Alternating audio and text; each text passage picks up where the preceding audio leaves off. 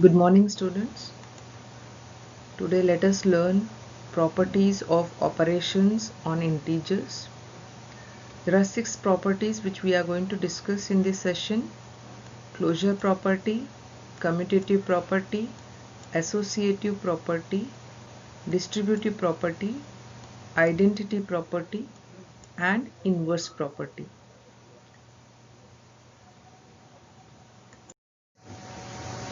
Let us start first with the closure property.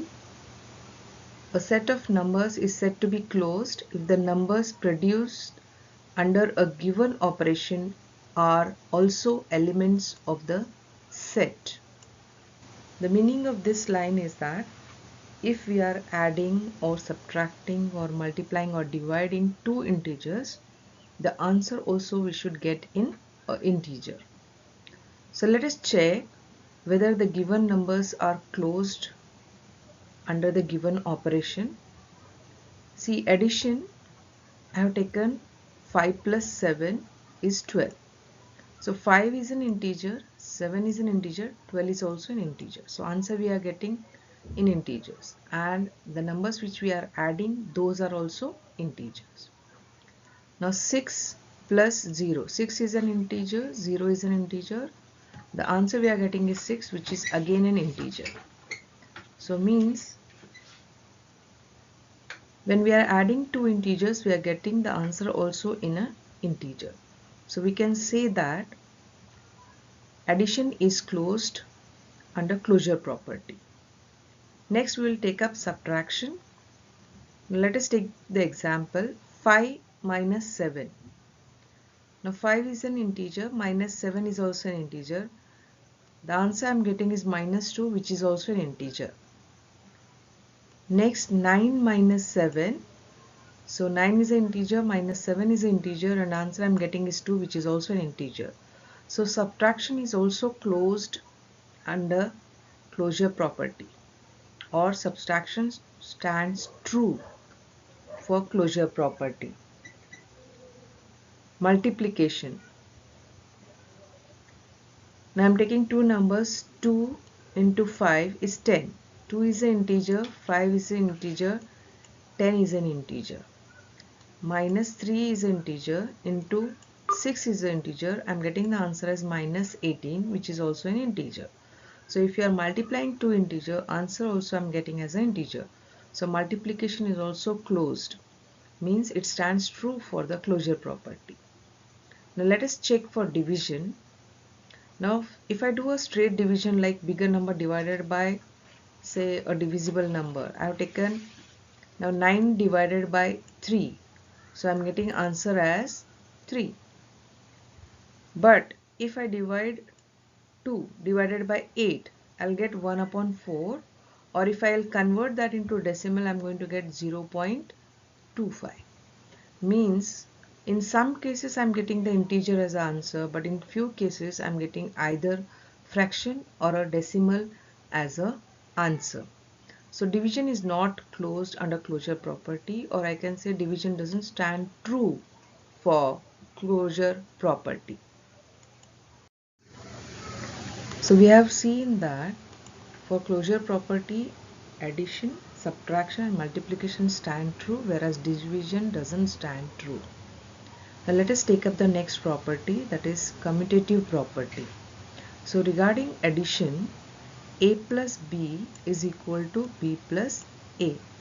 Okay, even if I change the order, it is not going to matter for addition.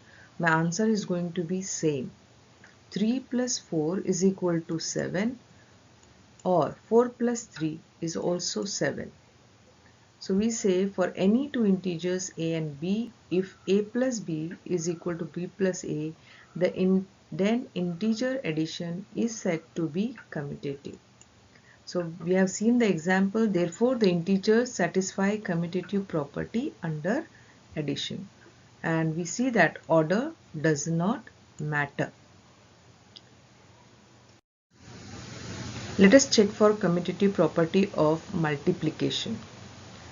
Changing the order in which you multiply numbers doesn't change the product. Means I can take a into b or I can take b into a. both the answers will be same. Let us check. 12 into 2 is 24 and 2 into 12 is also 24. So 12 into 2 or 2 into 12 both are same. So you can check with few more examples given here. Let us start. For commutative property of subtraction, for any two integers a and b, if a minus b is equal to b minus a, if it is equal, then integer subtraction is said to be commutative. So let us check whether it is equal. A minus b is equal to b minus a. So I have taken a as 3 and b as 4. So 3 minus 4, I get the answer as minus 1.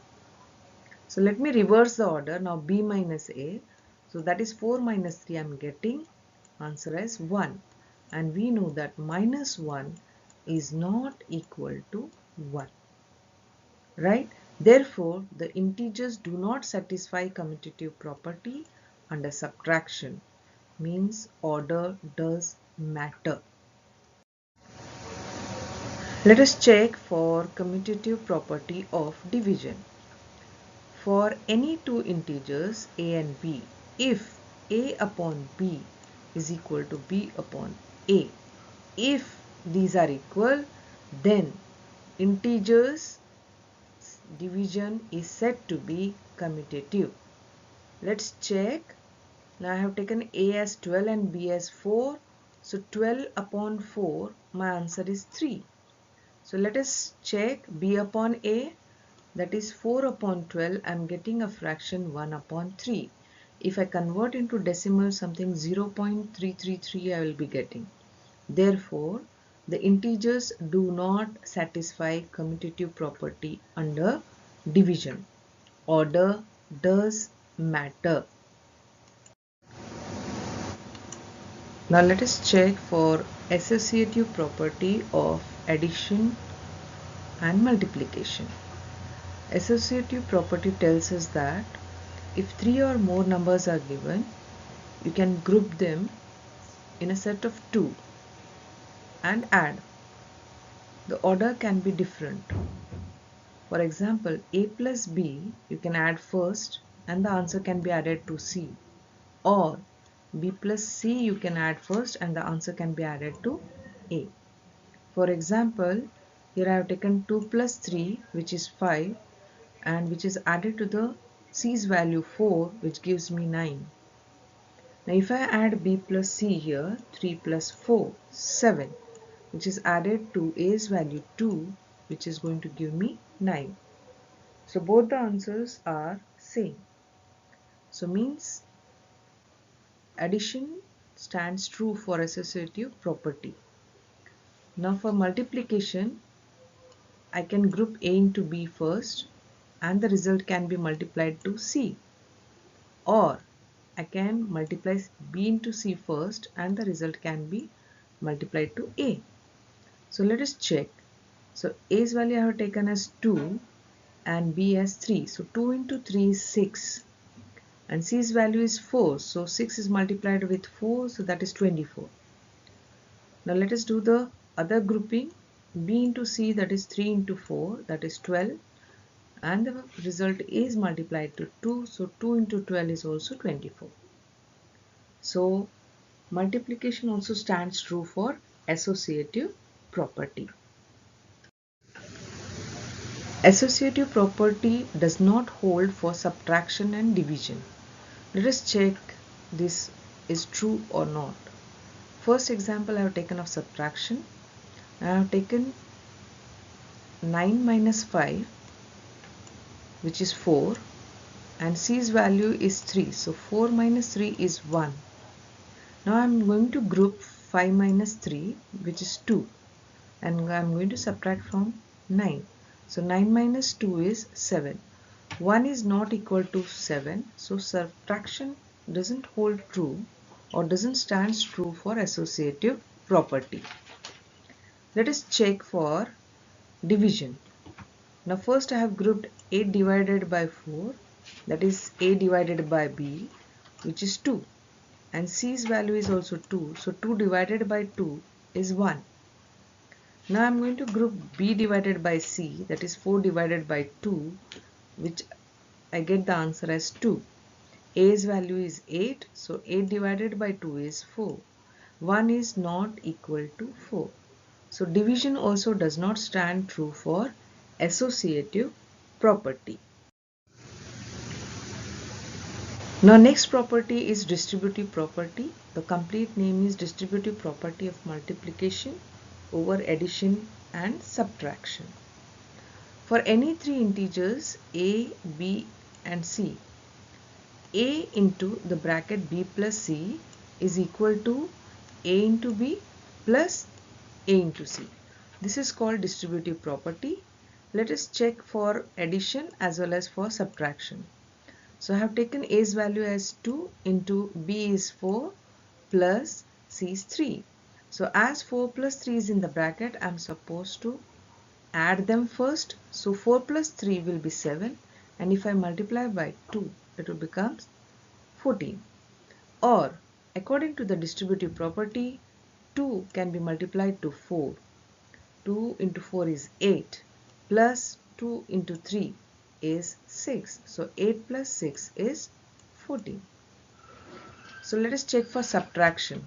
Now 4 minus 3 is 1 and 2 into 1 is 2. Let us check if I multiply 2 into 4, 8 minus 2 into 3, 6. So 8 minus 6 is 2. So therefore integers satisfy distributive property. This property especially belongs to multiplication. Now identity property. We have additive identity and multiplicative identity. So additive identity, the sum of any number and 0 is the given number. Now 0 is called as the additive identity. A plus 0 is A, means any number if we add with 0, the answer is the number itself. That is the meaning. Multiplicative identity, the product of any number and 1 is the given number. Means if we multiply any number with 1, I'll get the result as the number itself. That means 1 is the multiplicative identity. So A into 1 is A.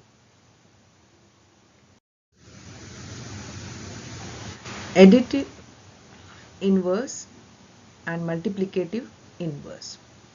So the sum of any number and its additive inverse is 0.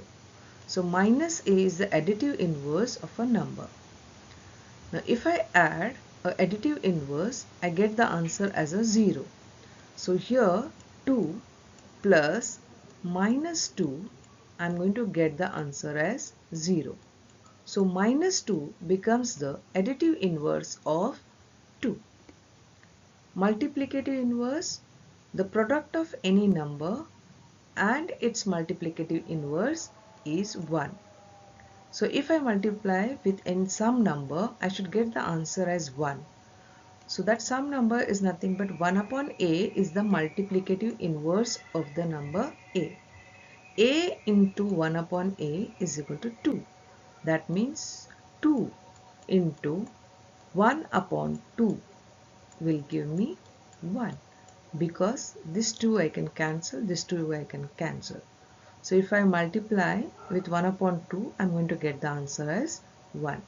So 1 upon 2 becomes the multiplicative inverse of